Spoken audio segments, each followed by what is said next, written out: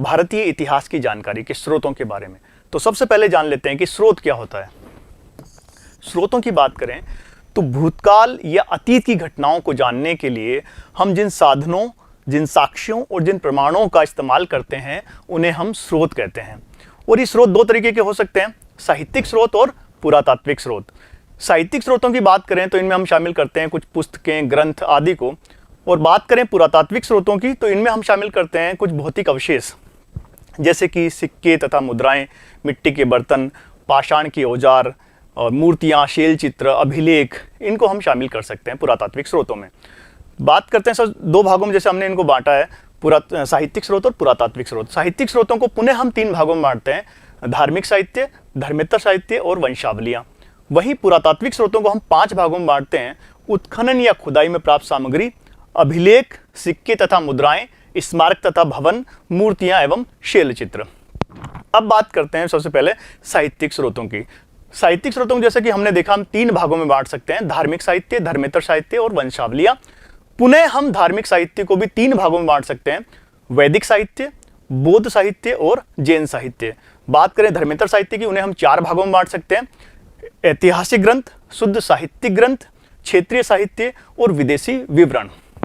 आज की कक्षा में हम बात करेंगे साहित्यिक स्रोतों के अंतर्गत धार्मिक साहित्य की।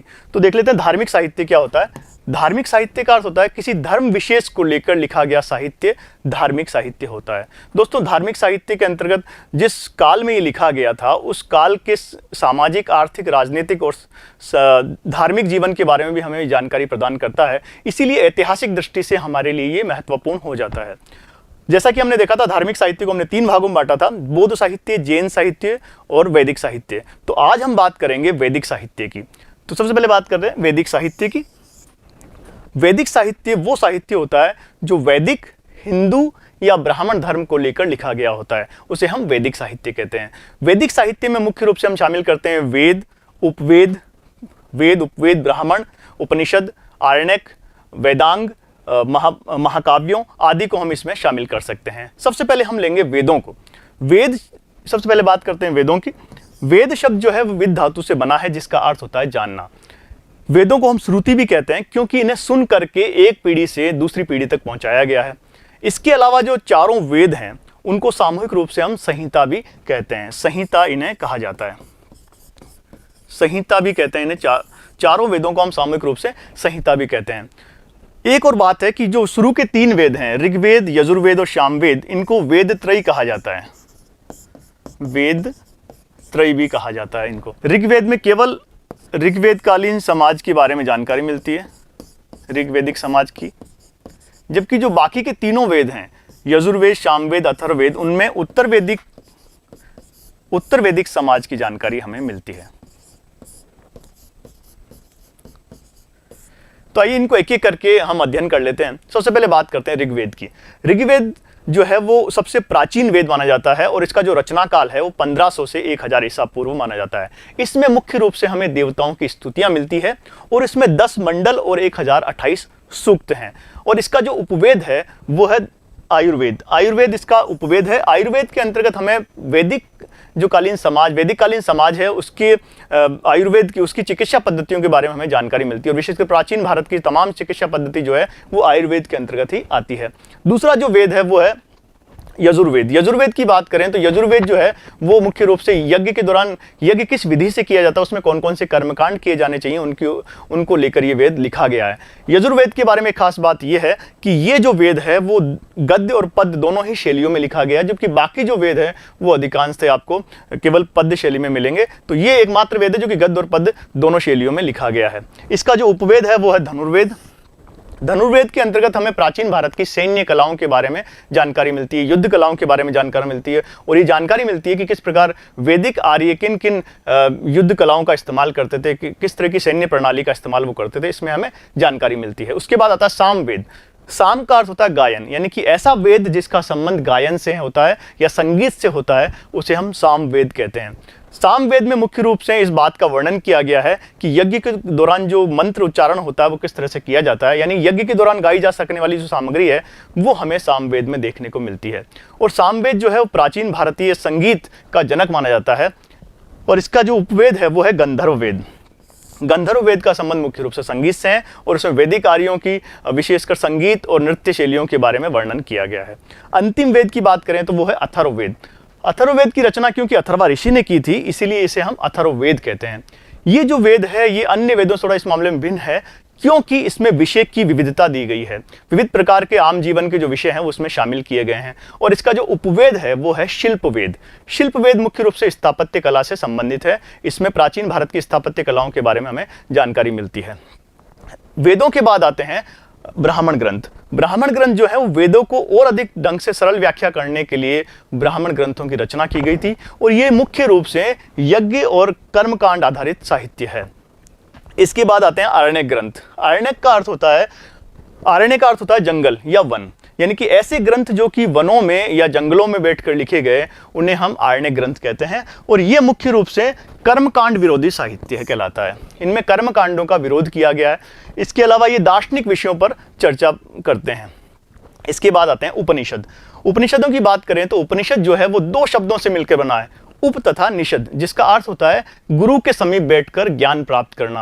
यानी कि ऐसा साहित्य जो गुरु के समीप बैठकर ज्ञान प्राप्त करके लिखा गया है उसे हम उपनिषद कहते हैं।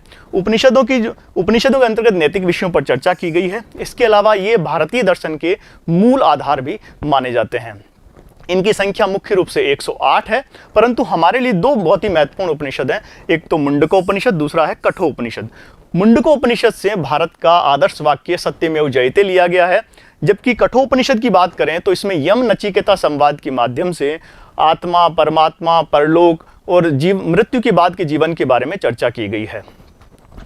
उपनिषदों को हम वेदांत भी कहते हैं, वेदांत, क्योंकि इनमें ये वेदांतों के ये वैदिक साहित्य के अंतिम भाग माने जाते हैं, इसीलिए इन्हें वेदांत भी कहते हैं हम।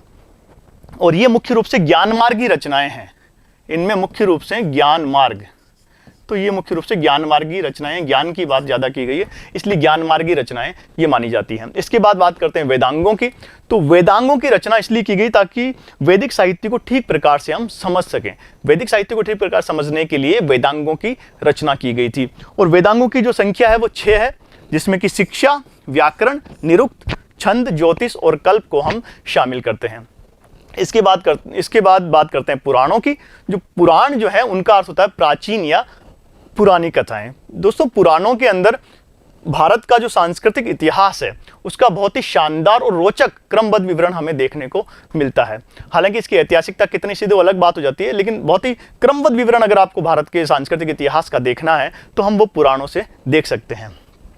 इनका जो रचना काल है वो मुख्य रूप से गुप्त काल माना जाता है। हालांकि इनकी रचना काफी लंबे समय से की जा रही थी, लेकिन इनका जो आज अंतिम रूप है, आज जो रूप इनका हम देखते हैं वो इन्हें गुप्त काल में आकर दिया गया है। इनकी कुल संख्या जो है वो 18 होती है, लेकिन सबसे जो प्राचीन और सबसे महत्वपूर्ण पुराण माना जाता है वो है मत्स्य पुराण, जो कि सातवाहन काल और गौतमीपुत्र सातकर्णी के बारे में हमें जानकारी प्रदान करता है। इसके अलावा जो अन्य पुराण हैं उनकी बात करें तो इसमें विष्णु पुराण, भागवत पुराण आदि को हम शामिल कर सकते हैं।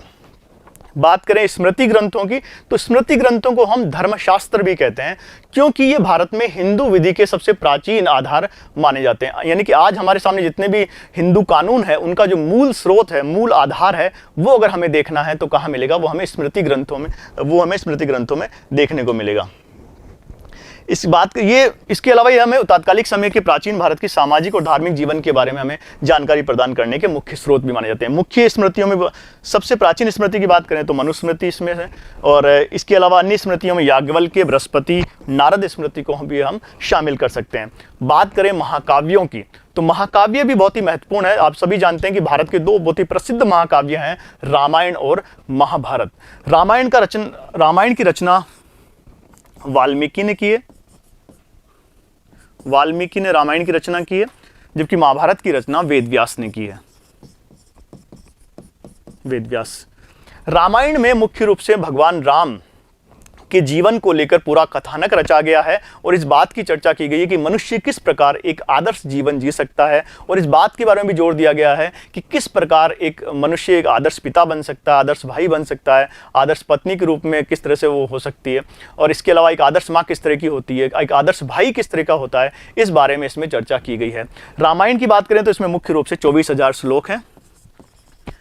24,000 इसके अंदर श्लोक हैं। बात करें महाभारत की, तो महाभारत को वेदव्यास जी ने कौरवों तथा पांडवों के युद्ध को कथानक बनाकर संपूर्ण महाभारत की रचना की है। और इसी के साथ साथ उन्होंने तात्कालिक समय के धार्मिक, आर्थिक, सामाजिक इस और जीवन के बारे में वर्णन भी किया है।